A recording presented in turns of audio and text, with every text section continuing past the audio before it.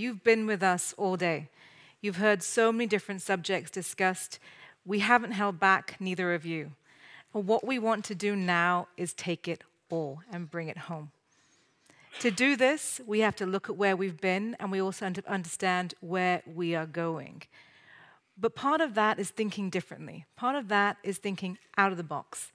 And to do that and to start our final panel on Futurescapes, I want to invite on stage Bettina Scham, who is a creative thinker, who's a strategist, who's a futurist, to talk to us about future thinking. How should we behave and think about a sustainable society? Bettina. Thank you so much.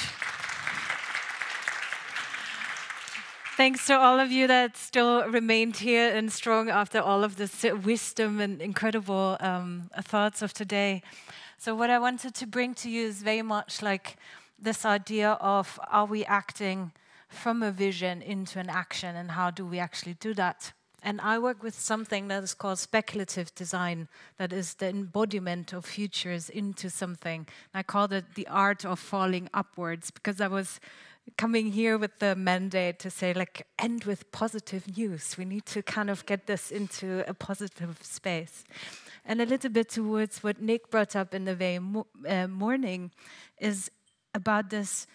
Are we in a state of defense, or are we starting to think about proactively into the future? And the future is surprisingly ours.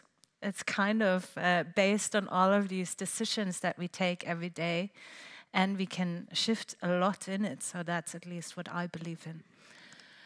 So one of the questions I keep asking myself in my practice, but as well to everybody that I'm working with in organizations, public servants and so on, is very much this question around how big is your here and how long is your now? And what are these scales that you're engaging in, and who are you talking to in these scales? And I want to bring up one example that I think is quite beautiful and incredible as an analogy of that. So in 1969, when everybody was looking at the Apollo crew and we were all deciding like, oh, we're going to the moon, we're so awesome, mankind, awesome. They were looking out for the moon, and they were on this rocket, and everybody's on the TV. And then there was this moment where Buzz Aldrin said playfully to kind of Houston, hey, Houston, you know what? I show you yourself. And he turns the camera from like looking at the moon to looking at this. And that shift was the very first time as humans that we could see ourselves, and that we could see ourselves as these members of the spaceship Earth. And you see the fragility of this blue planet. You see the fragility of this ozone layer, the only protection that we have from the sun. And what happens when astronauts go out and do a lot of this Earth gazing, looking down at the Earth, they come back and feel transformed. They feel this did something to them, changing their perspective. Because looking from that down to the planet Earth, you're not looking at borders. You're not looking at kind of the day-to-day grind. You're looking at the whole, and you see mankind being kind of this collective that navigates on that little blue sphere hanging in this dark void of nothing.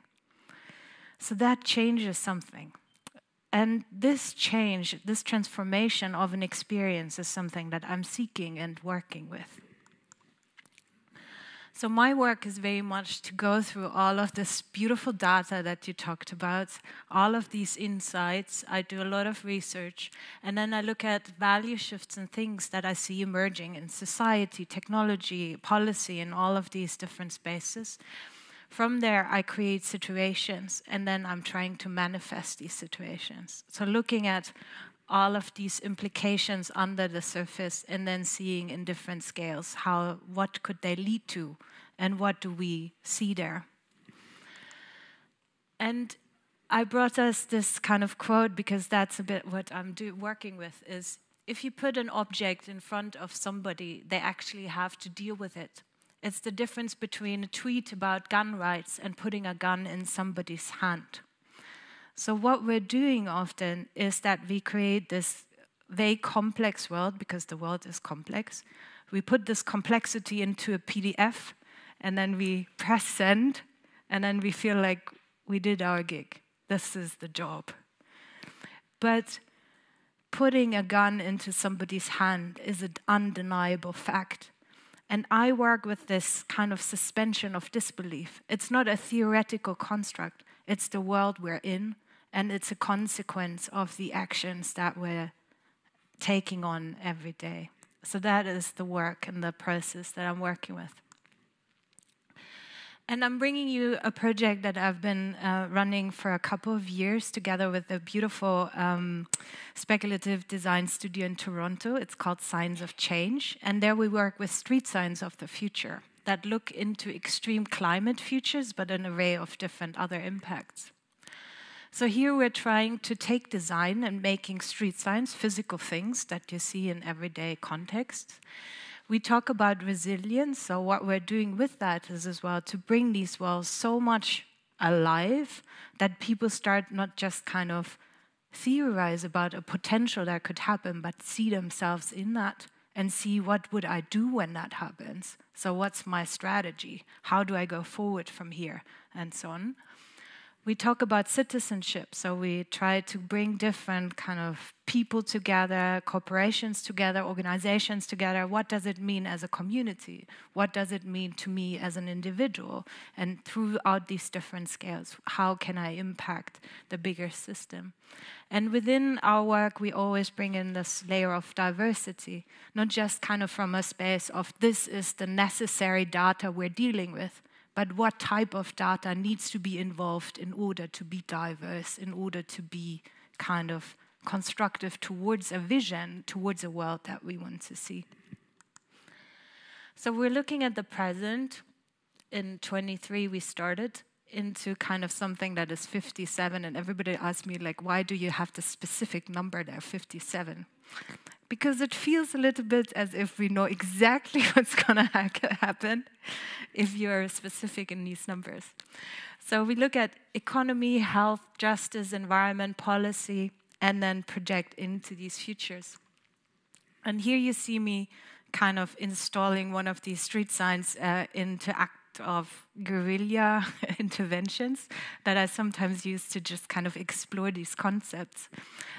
Quick sign of hand, who had their hands frozen so deeply that you couldn't feel your fingers anymore, you couldn't do anything anymore?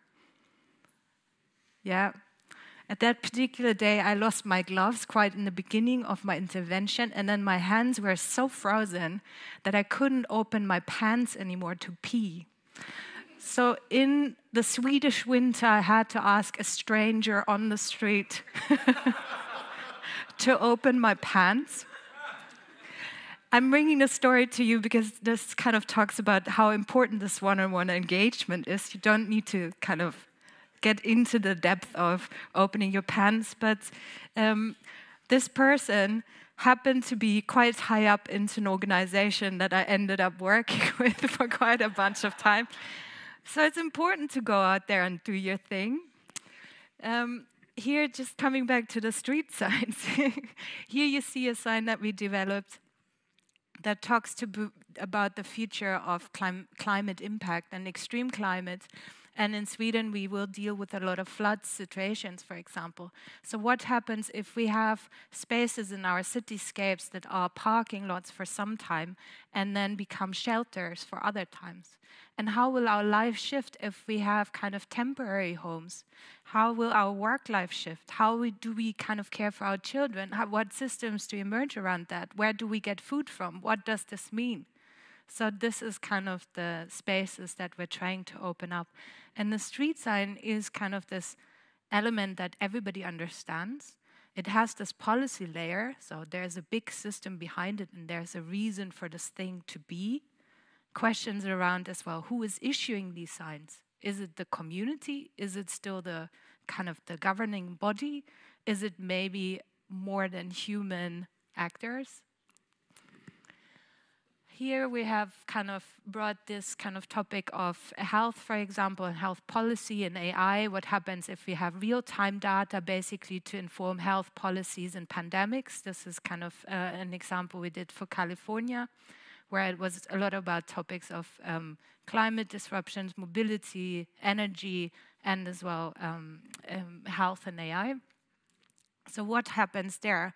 And in the space of AI, for example, we ask a lot of questions around who is training that AI, what type of data sets are involved in informing all of these policies, and should, for example, the training of AI be a public duty? So everybody has to chip in so we make it kind of much better models.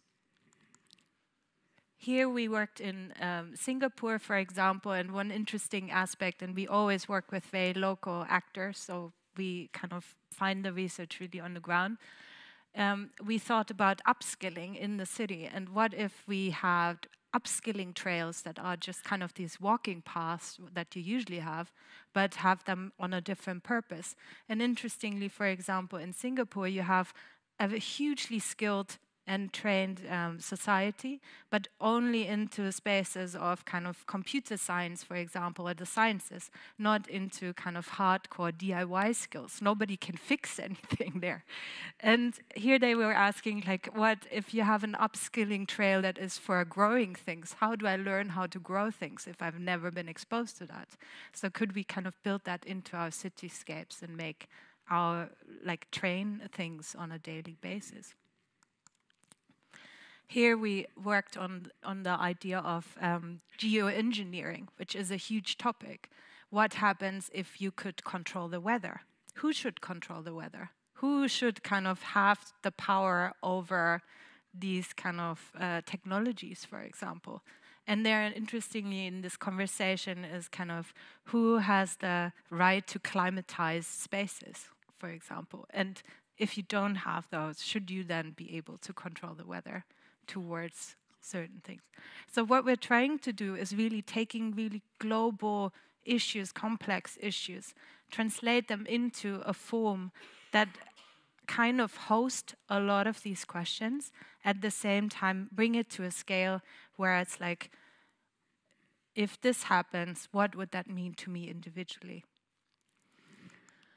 So here you see some of these signs. Online you will find over 72 of those.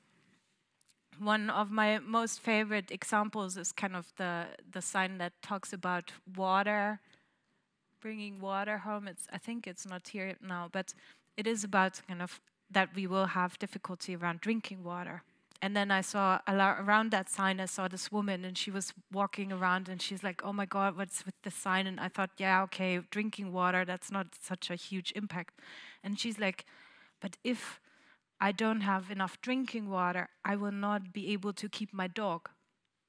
And she was disturbed by it, like completely destroyed, because her dog is the most important member in her life.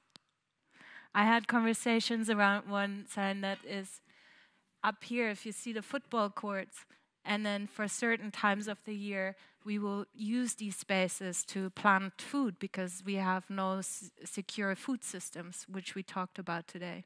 And then I had a person come to me, and he's like, but if this happens, I will lose my home. I was like, why would you lose your home? It's food. And he's like, but when that happens, they will close the border, and I'm Norwegian. So the connections that happen in this kind of translation of the big scale into the personal scale, and then that translating back into the big scale, it becomes a reality. It becomes this undeniable, factual aspect and essence of which we're dealing with every day. We then do these workshops with a lot of people from just general public to public servants to organizations to really pick these worlds that are emerging in their specific contexts, and then asking in different teams, what does this mean to you personally? What would this mean for my family? What does it mean for childcare? What does it mean for my kid? What does it mean for my partner? What does it mean for the community? But then as well, what does it mean for my organization and role? How does it shift how I plan today into the space of tomorrow? And we share as well a lot of the insights, like how we arrived at these signs, to as well skill building and really giving people the understanding of futures is something that we shape and make, and how you shape and make it together is kind of the question that we ask. I don't know if you know this quote, I love it so much. Culture eats strategy for breakfast. A lot of us come from a strategic thinking that is a top-down approach. We as governance, we come and we bring this. We come with the political agenda and we bring this. Or we research the big scale and we bring this.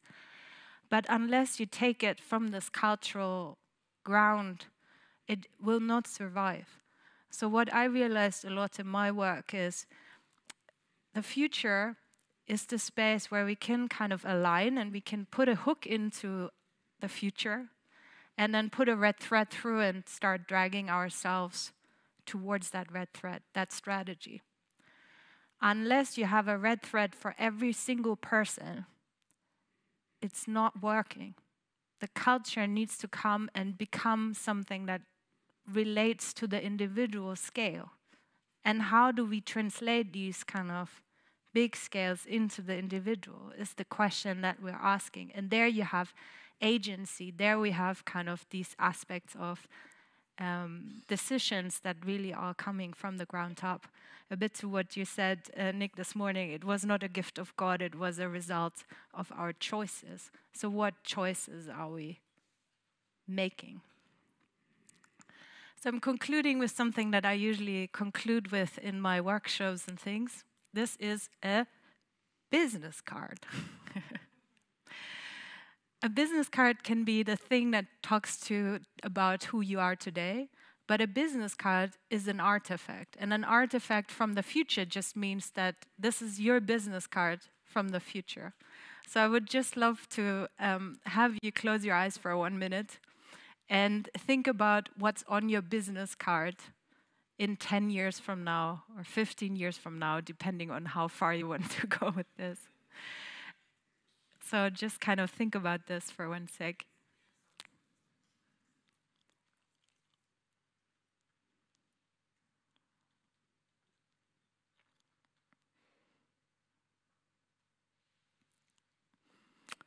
Do you have something awesome? Yes? Okay, I need you to kind of keep that in mind. And when we later are mingling, you pretend to be that and you will introduce yourself to the people around you with that. Because that is the first step. This is kind of the hook. And then you can think about what's the red thread and what are steps that I can do a year from now, a month from now, an hour from now, or in the next 5 minutes.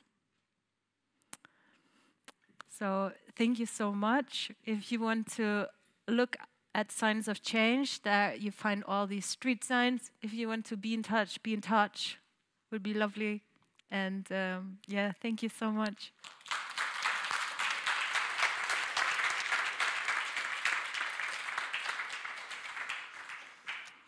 Bettina will be staying with us for the next panel. And we met and talked to Bettina before today's discussion, and so we've come prepared with signposts for the future, which we will take you through when we get the panelists maybe up on stage. Yeah, let me introduce them. Thank you very much, Artie, and thank you again, Bettina. Yes, so we've got a fantastic panel. Bettina is one of the members of our panel. Let me introduce the other 3 members.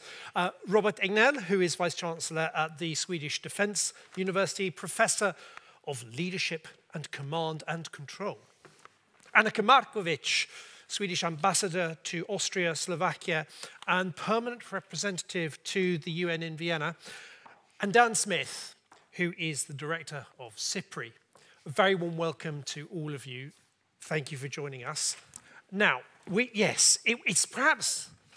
was sort of designed, given the tagline of geopolitics, Minister of Geopolitics is navigating towards a secure and sustainable future, that we had someone talk about signs, point us in the right direction. So yes, Artie and I have been mucking around in the break, thinking about what signs could we gather from the 4 panels that we've already heard from, and how would we put them together? And let me grab one, if I can, which is actually going to be this one. So this one here is the sign that I've made for our first panel. Diversify. If you remember, we talked about resilience and how to get there, and diversification was a key part of it. Diversify. Choose your lane now is our summary sign for our first panel. Over to you, Artie. For our second panel, I have transparency, go slow, steep curves ahead. This is AI and sustainable development. And what we're trying to do from Bettina's messaging to us is to reduce the noise, get rid of the noise and talk about the key elements of what we need to know as we hook that red thread, as you say. Where's the last one? Right, this one. Oh, no, sorry, wrong way around. Yeah, disruption. Disruption, oceans, strong currents ahead as the winds of political change mean that those priorities are in flux all the time, whether it is energy, security, or environmental protection. Over to you, Artie. Last one, decarbonisation, de-risk, merge with care. Collaboration being the key. Fantastic. Thank you, Artie. We'll put this. Thank you.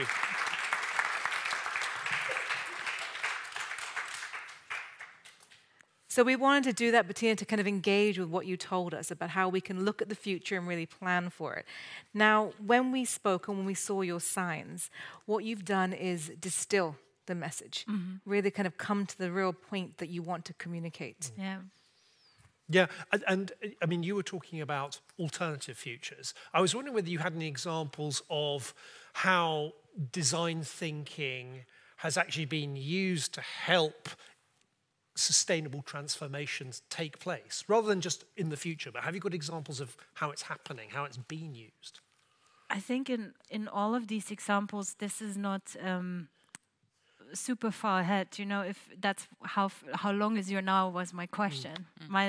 And now can be this moment, and everything that is not this moment is the future. So we're already stepping into that space and seeing this creation on the spot all the time.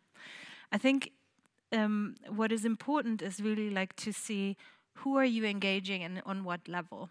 And no matter if that what you're projecting is something that is in the far future or something that is just happening at this very moment, it's really about agency and how do you translate it into this actually means something to me on my day-to-day basis. So this question around scale, is really something that I want to forefront.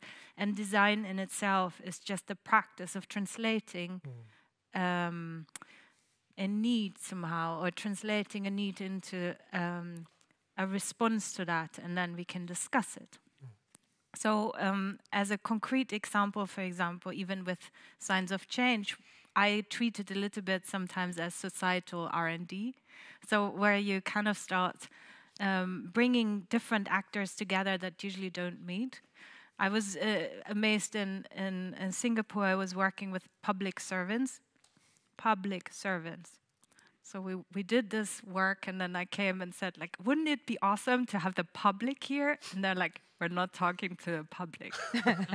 So just with this intervention, we started to craft kind of a connection between the Earth Observatory, which is kind of the magical environmental institution in Singapore, the public servants, and the museum, and then brought these three together to actually engage with the public, talk about climate disruption and see kind of these different impacts, but as well talk about what are resilient strategies. So it's not just kind of I make the design and give you the answer, but more collaborating and co-creating what could these answers be in this very personal scale, and how do we implement them on a day-to-day basis in these kind of maybe 5-minute interventions or the year. So the important piece here is very much about what scale are we engaging in and how much difference can we make with the smallest of action that feels like a low threshold to start. and then we can kind of bring them on a path that is quite impressive. Your question that you also started about how big is your here, I found very thought-provoking, and it brought to my mind, you know, we've talked a lot about Sweden and Europe, I think, today. But I was talking in the last couple of weeks to colleagues at SCI based in Southeast Asia and in Africa, and they reminded me that this year is the 70th anniversary of the Bandung Conference. 1955, it was essentially the birth of the non-aligned movement, but it was also the awakening of countries that were emerging from a colonial history and gaining independence and gaining agency on the world stage. And they were great champions of UN, of multilateral organizations, and of organizations like UNCTAD and UNIDO based in Vienna. So, you know, I was just wondering, yeah, Artie, you have a question about this. We had a discussion, and Annika, we want to ask you, because of course we are in a similar point in time where systems are being evaluated and re-evaluated. You have a unique position to have a bilateral position as a multilateral position. What do we need to do with the system? Do we need to re-evaluate? Are there lessons from the past we can take forward with us as we, as Bettina says, set these thresholds? Thank you very much for that difficult question, and thank you for an amazing day. I think it's really been so interesting and inspiring, and this research program has really been inspiring. And I think what is important when you talk about international collaboration and multilateral negotiations is to have that time frame, how long is your now, that you were saying, Bettina, because if you go into a multilateral negotiation, and I've been working with multilateral negotiations for basically all of my career, and you expect results to come now, you're going to be quickly very disappointed. And the same goes for reform of the UN system. I mean, when I was a young diplomat in New York in the beginning of the 90s, we were doing the reform of the Security Council working group, and that group still exists, and nothing has ever happened in really reforming the Security Council. Because, of course, when you change the multilateral system, you take away privileges from some countries and give to other countries, and that we understand how difficult it is. But I think, you know, and I was looking at, this is a program that's been going on for 8 years, and it talks about the geopolitics of sustainability. And that's very clear. I mean, we have listened to many examples the whole day today. But what is then the sustainability of geopolitics? I think that is the perspective that we need to have. Like, whatever we see today, where the whole international system is questioned and where multilateral negotiations are super difficult, where the UN Security Council is blocked from taking many decisions because of the 5 permanent members' veto power, we need to look at how long this will last. How long is your future? And, you know, the only thing we can be sure of is that it's not going to stay like this forever. And there is hope in that, because I was also asked to say something positive about, you know, at the last panel of the day. But there is hope in that. And the hope really lies in the fact that we need each other to find solutions for a better world, speaking in, you know, these broad themes. And so we need to work together. And these collaborative efforts, they are always better than doing things on your own, like it's my way or the highway. So even if we don't get results immediately, we will get there and things will change. So that's my conviction, and that's why I keep on after 30 years working with multilateral negotiations. And sometimes, you know, to finish, the result is not the end of the process. The result is actually in the process, and the fact that we are talking to each other, that we are learning from each other, that we tend to get the same view of a problem, a challenge, and trying to find ways to solve that. Robert, if I can bring you in here, Annika has alluded to the fact that current geopolitical tensions, some of which are actually, wars that are taking place, are really locking a lot of the multilateral discussions. We can't stand still and wait to find solutions here. We need to keep moving. We can't let sustainability wait. But we need, and as Antonio Guterres has said many times, peace is a sort of prerequisite for long-term sustainability. How do we solve this very tricky, wicked problem of security concerns that lock our discussions that we need to have collectively to solve sustainability? It's a Nobel Peace Prize question. There you go. In a way. How we do it is I think there's only one way, and that is to think beyond national boundaries and groups, us and them, and find collective meaning. That's the only way to get beyond the squabbles and tackle the big issues. But that's such an easy and ridiculous thing to say. Right? It's so naive and what have you. But I've heard a few things today that really made me think, and that's why I scrapped my old talking points for this as well. Lack of purpose is something Sylvia said, and I think both Karin and Daria talked about the institutional and perhaps also idea-based, what we're lacking to make sense of all this. And there's it created a hook in me, because that goes to what you're trying to do as well. You're trying to make something real, that is not just an abstract, intelligent idea of the future, but you have to feel it, you have to experience it. And that's, I find it very hard to be positive these days, because I don't think we have felt where we are heading. We know where we're heading when we go into arms races, when we use realist logic. We know we're heading for war.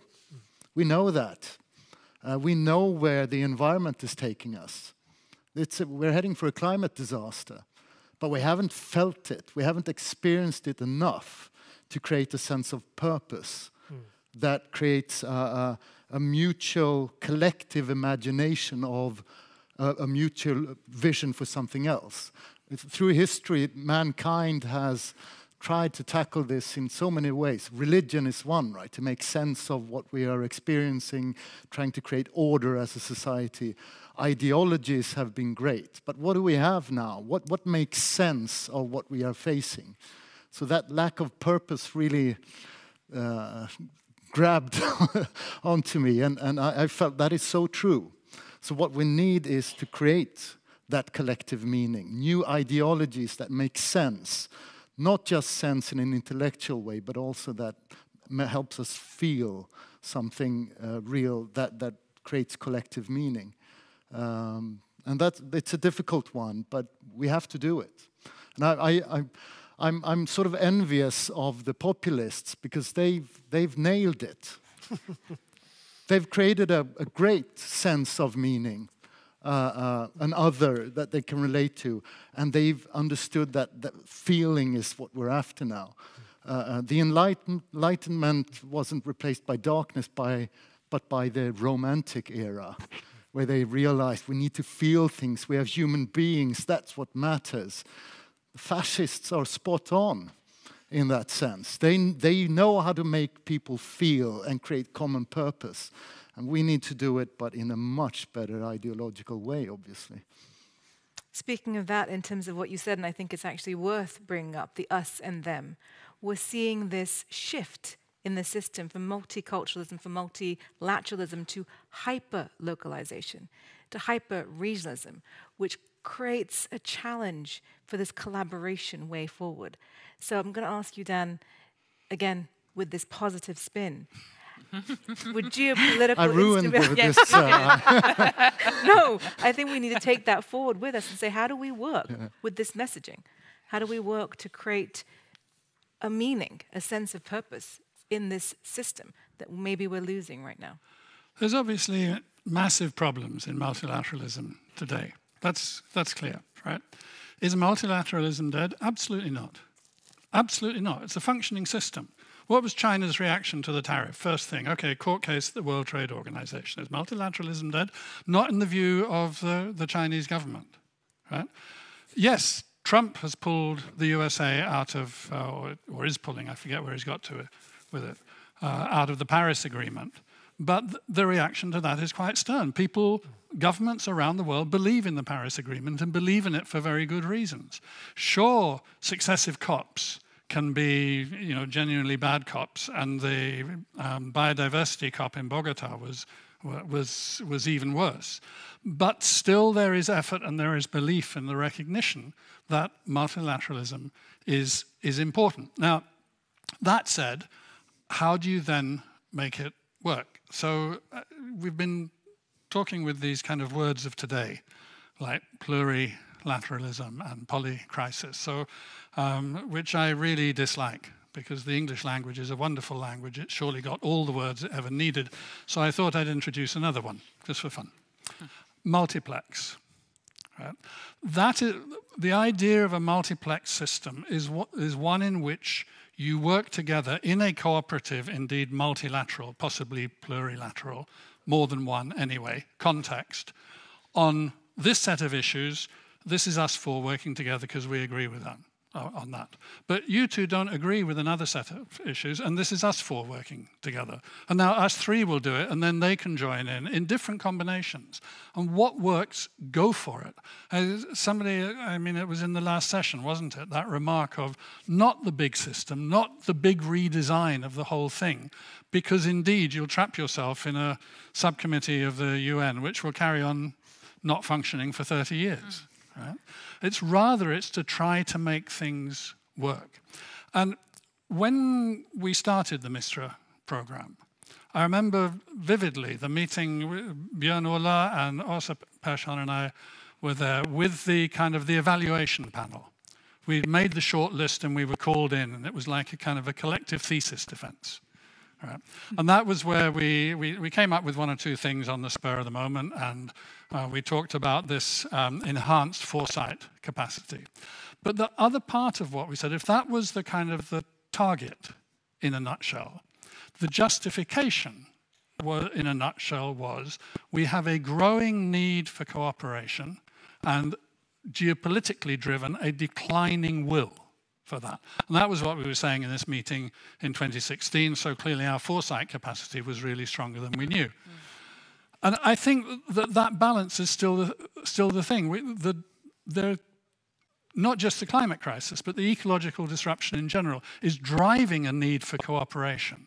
And that is in tension with geopolitical relations which are toxic to it. And somehow we have to find a way to work on both. And I think that a lot of what the slides that Nick put up this morning were showing is that actually climate crisis is genuinely driving cooperation forward. And part of what is needed is to stop geopolitics from poisoning that. And maybe, multiplex in practice would mean sort of at the government level, middle powers stepping up and playing their role. And maybe there's a special part for the EU in that, but there's certainly a special part for the not the great powers of the world to come forward. I'd like to follow up on something that Nick introduced in his talk, which was the idea that there is now a space for some sort of collaboration between the EU and China, which tries to set the geopolitics to one side and find practical ways forward to deal with the climate challenge and opportunities. Is it realistic? Oh, yeah. Yeah, absolutely, it's realistic. The USA was doing that in the Biden administration. You need to listen to what the Chinese said about that. They said, don't think this is going to spill over into cuddly relations in every other sphere. But we've got a problem here called climate change, and we need to address that and resolve it.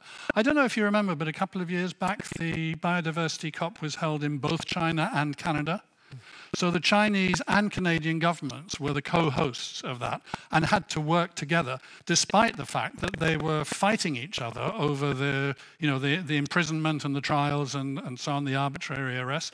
So they had all sorts of tensions between them, but they were able to work together for a biodiversity COP in 2 locations that was actually more successful and more productive than the one we just had in Bogota. So yes, it's both necessary and feasible, which is encouraging. Okay, I would love to throw that question to others in the panel. Bettina, you want to come in? Robert, I'd love to hear your thoughts in relation to that. Can we work with China? Sort of question, basically. But Sure. Bettina first, then and I'd love to hear Annika as well. No, it was just kind of a thought or more of a question, of course, to you towards your expertise, because what I find a bit interesting here is in the realm of this incredible complexity that we're talking about all or nothing all the time. Like it's either that or nothing. And I wonder about this kind of plurality of different realms next to each other. So for example, just from a futurist perspective, there's no foresight in that sense. There's no linear outcome. It's always an array of possibilities towards something. And that array can spin from something really dystopian to something extremely utopian. And then you have the range from mild to wild to all sorts of spectrum. So my question is a little bit like towards your point as well about kind of then the romanticism happened, or the romantic era was to follow, is as well the human need to be human, and that there is always like good news sitting next to bad news, and China collaborating and not, and all of these kind of spectral aspects. So aren't we unable to kind of live with this unclear, non-binary outcome? And how can we help ourselves somehow to exist with this spectrum of outcomes and potential of something good sits next to something bad? To live with uncertainty. To live with that uncertainty and use that as well to stay with uncertainty, not just kind of to resolve it. So that's kind of the change as well that I suggest for my own discipline, that is always kind of bringing solutions. I don't see solutions. It's more about staying with the trouble and figuring out how to, exist with that and then figure out the next step and the next step. So my question here is about the spectrum. And Robert, do you want to? Or Dan, do you want to I'm happy to jump in. Please, go ahead. Go ahead. No, I just think that's exactly right. We have a tendency, or there is a tendency, because I exonerate myself from it.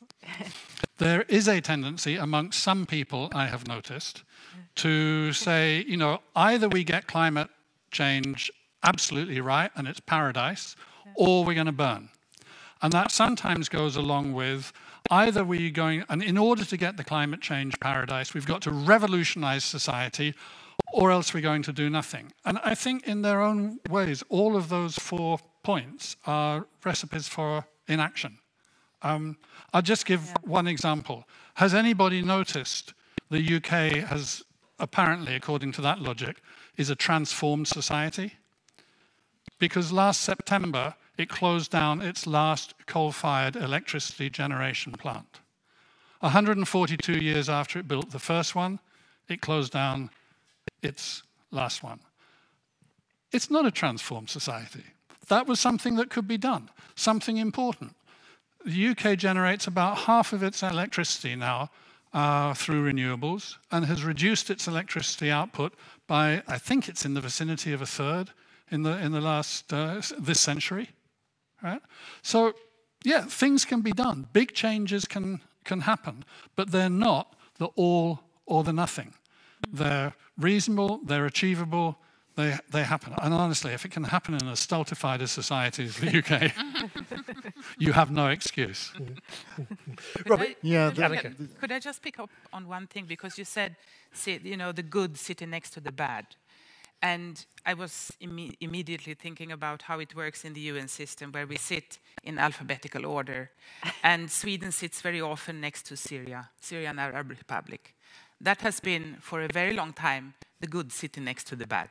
But this is changing. We don't know how it's going to change, but it's changing.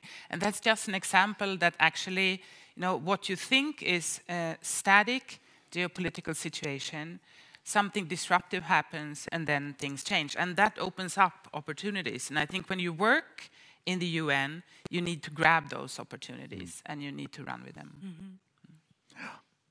Working with China, and if you want to take the question even further, can we work with Russia on issues, Arctic or climate change and what have you?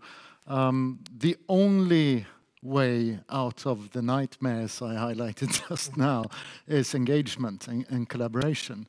So we need to take every opportunity to try and open little doors here and there. Multiplex sort of groupings together, absolutely. We need to try and find ways, and not just see it as a way of tackling with one issue, but also try and see the bigger picture. If we open this door and we can at least talk about climate change in the Arctic, because we have a mutual interest there, perhaps we can also start working on something else together in the future. So we need to start using every little opportunity within the UN, but also perhaps thinking about bigger changes at some point. But that means we also need that undercurrent of an idea of why we're doing it. Because right now the logic is a zero-sum game. And as long as we're engaged in that, there's why would we cooperate with the enemy? So I want Bettina to help us close this up, using her words to help us find ours. Because Bettina, what you're doing is distilling the noise and taking away the unnecessary, and to create a very simple message. We thought we'd ask the three of you, using Bettina's kind of workshopping, if you can give them some suggestions on how to do it. Futurescapes, enhanced foresight, what do we need to keep in mind as we leave this room after 8 years in order to build the society that we're talking about? Bettina, if you can give us like 2 hints on how they should think, Robert, Dan and Annika, on how they can build this signpost for us. So in general, I think it's hard to give you a 1, 2, 3, but one would be really translation of scale. Like, how can you translate something that is very complex and big and theoretical into something that I can work with as a normal person on the streets? The second element might be a bit, if you had 50% good news and 50% bad news, how can you give me 50% good and 50% bad news to deal with this tension? And then last one is really maybe something around personal compassion, because it is weirdly the moment we tap into something that we're compassionate about, we're willing to go the extra mile. We're willing to kind of overcome as well stuff that is uncomfortable for us. So what is maybe something you're compassionate about, or something that you could see in somebody else to be compassionate about? Rob, you want to start? Me? Let's give everyone a little time to put it together. I'm not sure I'm the right person to start this. I mean, I think if I can add just one element to this, and last year over 50% of the world's population went to an election of some sort, more or less democratic. So I'm just thinking in terms of what is the length of our now? What about thinking in terms of the length of a now that is these new administrations that are in place, that perhaps give us an opportunity to find new constellations, to build the multiplex? And given that timescale, what is it that you hope to see happening, and what would need to take place for us to make progress on sustainability? Who would like to kick off? He would. You know, it's difficult, but I'd just like to stress the fact that the UN and the multilateral system is delivering, even though we are in this current very dire situation. Last year, we had, after almost 3 years of negotiation, we had an international convention against cybercrime. This started out with a proposal that came from the Russian Federation. And they said, we want to have an international convention where we can regulate the internet. And it has to do with cybercrime. And, you know, Sweden and the European Union and our partners, we all said, we don't want this. We don't want to engage. But we were convinced to engage, and after 2.5, 3 years of negotiations, we had an agreed convention last year, and it's there, and it's being ratified right now, and this is delivering, the multilateral system. And I have a number of other conventions or agreements that have been delivered in the last 2 to 3 years, and I think this is something we need to rest in, that the positive developments seldom get the news. Yeah. And even if, yes, I agree with you, the situation, we cannot work with Russia. Here we actually worked with Russia, but moved the target so that we had something which is much better in the end. But we have also stayed united on Ukraine, on the support for Ukraine, in NATO, in the EU, and that's also remarkable. It's not something that people thought in the beginning that we would do, but we have. So there are good things happening too. That's my positive take on it. You want to go next? So I could go next, and you can have the last word, perhaps. I was thinking this is going to have to be a grassroots movement. I don't think we will, through negotiations between governments, get there unless they feel an extreme pressure from people all over the world. And we're not there. We don't feel that. I thought perhaps Greta Thunberg and the Fridays for Futures movement was the starting point of something, but it had a puncture and it's gone, essentially. But it's coming. For sure it's coming. And there are those who know how to tap into our intellect and our emotions. And I'm sure there will be great future leaders who will tap into the grassroots movements to really change this. Because when humankind sets its mind to something, there's just no limits. I'm sure if we made our mind up right now, we would have a decarbonized society in a decade easily. So whenever we get there, it's going to happen. But I'm just so afraid that it will take a real dip, and that spells war, conflict, and disaster before we get there. But if we can be creative, I mean, creating realities through AI is mind-boggling to me. But we can. It means we can socially construct our realities in many ways through technologies, and perhaps we can tap into that to stop us from reaching rock bottom before we start improving again.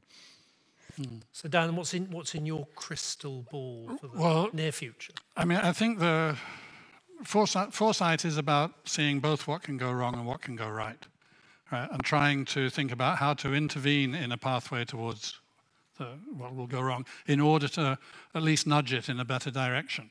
So I think that the real worry is that every major change in what's worth calling a world order through the last 375 years, since a bit more than that, since the end of the 30 Years' War in Europe, it's always been achieved on the back of a major war. Right. And the last two were after the First World War, when the League of Nations was created, and then that failed, it fell away, and we had the Second World War, and the United Nations was created. Now, the worry must be that we're not able to generate a sort of a fit-for-purpose set of arrangements without a disaster. So how do we avoid that disaster and yet get the change? That seems to me to be where we need to move. It seems to me that, taking up your challenge a little bit, the sort of, thinking towards the future, the mixture of good news and bad news I could imagine is that actually climate change is occurring, but at much less than the worst projections were showing. So that instead of, even being on a 2.9 degree path, we're on a 2.2 or 2.1 degree. It'll still have serious side effects, but much less bad. And artificial intelligence actually helps us with a lot of the forecasting and so on to do that. But the downside is that there's still negative effects of the climate change that has happened. And with artificial intelligence, we also find ourselves paying a cost, a price in terms of its military exploitation, in terms of intrusion into privacy and freedoms and so on. And where the compassion might come from to start releasing things is another aspect of the ecological crisis. I have a close friend and co-author, collaborator, who, if he's asked what his nightmare is, he will say antimicrobial resistance without a shadow of a doubt. Right? And it's not just antibacterial, it's not just the antibiotics going wrong, it's across the board, it's all the other pathogens, the fungi and microbes and so on. And that is projected, current estimates, to cause about 10 million deaths a year by around into the 2040s. Right? And possibly the worst thing about it is not just the deaths that it causes, but that we will be slower recovering from illness. Now, as that begins to build, maybe there will start to be some real thinking about, we wouldn't be so ill. We would be getting better sooner in the way that I remember in my childhood if there were other things that we were not doing. We cannot go back to the antibiotics, but there's other things that we can do and must do, not just new therapies, not just new drugs, but actually really seriously beginning to change the way that we live in a way that is as fundamental as doing away with coal-fired electricity, but yet which doesn't mean that social revolution and that disruption, which means a movement of people into something which they can enjoy and find positive. I'm really being romantic now, aren't I? Can we finish? You've got a feeling. Yeah. I want to say thank you all so much. Please join us in giving our panel a huge round of applause.